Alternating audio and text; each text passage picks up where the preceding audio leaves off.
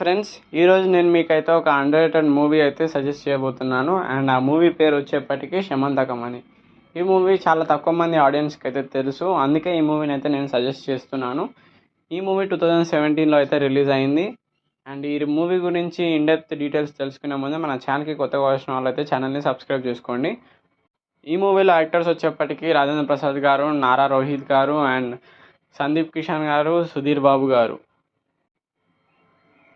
ఈ movie story ఏంటంటే, శమంతకం అనేది ఒక కార్ పేరు. అండ్ ఆ కార్ ఖరీదు ఎంత అంటే 5 కోట్లు. అండ్ ఆ కార్ అయితే మిస్ అవుతుంది. అండ్ ఆ కార్ని ఎవరు దొంగతనం చేశారు తెలుసుకోవడానికి పోలీస్ ఆఫీసర్గా మన నారా రోహిత్ గారు అయితే కేసుని టేకప్ చేస్తారు. అండ్ లాస్ట్కి ఆ కార్ని ఎవరు దొంగలించారు అండ్ ఆ కార్ని ఎందుకు దొంగలించారు అండ్ మిగిలిన హీరోస్కి ఈ కార్కి సంబంధం ఏంటి అండ్ ఆ కారు ఓనర్ ఎవరు తెలుసుకోవాలంటే మీరైతే మూవీని అయితే కంప్లీట్గా చూడాల్సిందే.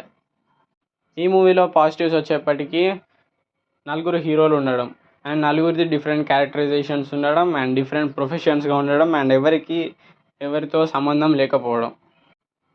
ఒకరికొకరు సంబంధం లేని వ్యక్తులందరూ కలిసి ఒకే చోట కలిసి అండ్ ఆ కార్ని ఎవరు దొంగలించారో తెలుసుకోవడమే ఈ మూవీ యొక్క స్టోరీ.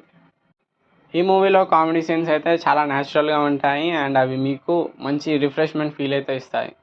అండ్ ఈ మూవీ స్టోరీ లైన్ వచ్చేప్పటికి చాలా సింపుల్ స్టోరీ లైన్. మీకు ఒకవేళ సింపుల్ స్టోరీ లైన్స్ ఇష్టమై ఉంటే ఈ మూవీని అయితే చూడండి. అండ్ ఈ మూవీ రన్ టైం కూడా చాలా తక్కువగా ఉంటుంది. సో మీకు అంతగా ల్యాగ్ కూడా అనిపించదు. మధ్యలో కొన్ని ఫ్లాష్ బ్యాక్ సీన్స్ కొంచెం ల్యాగ్ ఉన్నప్పటికీ మూవీ అయితే బాగానే ఉంటుంది. ఈ మూవీలో సాంగ్స్ కూడా ఎక్కువగా ఉండవు. అండ్ ఈ మూవీని శ్రీరామ్ ఆదిత్య గారు అయితే డైరెక్ట్ చేయడం జరిగింది. ఈ మూవీలో ఆది గారు మరియు చాందిని చౌదరి గారి మధ్యలో లవ్ సీన్స్ బాగుంటాయి. అండ్ సందీప్ కిషన్ ఇంకా మరియు మన రాజేంద్ర ప్రసాద్ గారి కామెడీ టైమింగ్ బాగుంటుంది. అండ్ నారా రోహిత్ గారి ఇన్వెస్టిగేషన్ సీన్స్ ఇంకా అతని కామెడీ బాగుంటుంది. మీరు ఈ సండే టైం వేస్ట్ చేయకుండా ఒక మంచి మూవీ చూసి కొంచెం రిఫ్రెషింగ్గా ఫీల్ అవ్వాలంటే ఈ మూవీని అయితే చూడండి. మూవీ చూసాక మీరైతే కొంచెం రిఫ్రెష్మెంట్ ఫీల్ అయితే వస్తుంది.